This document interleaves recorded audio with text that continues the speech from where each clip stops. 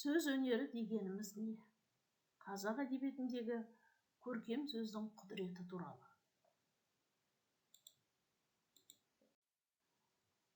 Сен кейде ішіңдегі сезімді ешкімге түсіндіре алмайсың ба? Сол кезде көмекке не келеді? Әрине әдебиет. Сөз өнері адамның жанын сөз арқылы жеткізетін өнер.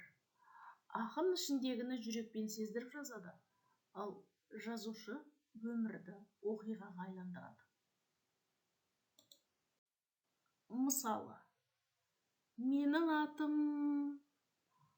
атымды айта бастасам, тілім таңдайыма жабысып қалғандай болады да тұрады. Адамның атының сүйкімді болуы да зор бақыт па деймін. Мәселен, Мұрат, Болат, Ербол, Бақыт деген аттарды алып қараңыздаршы.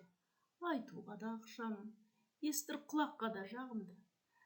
Әрі мағына жағынан да қазақ тілінен сабақ беретін Майханова Тәтейше айтқанда, бұлар жоғары идеялы есімдер.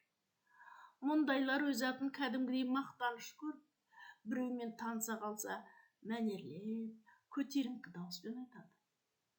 Ал енді айтуға да, естуге де қолайсыз есімдер бар. Өзге түгілі өзіңе де ұнамайды-ақ. Әттең қолдан келсе, табанда өзгертіп, әдемі аттардың бірін иемденіп алар едім. Бұл ойда адамның ішкі терең сезімі жатыр. Немесе Абайдың бір жолын алайық. Жүрегімнің түбіне терең бойла, мен бір жұмбақ адаммын, оны дайла. Соқтықпалы соқпақсыз жерде өстім, мұңмен жалғыз алыстым, кінә қойма. Бірақ жолда бүкіл жан дүние жатыр.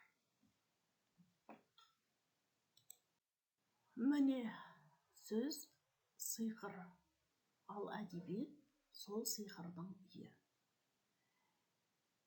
Келесіде біз жанрларды үйренетін боламыз.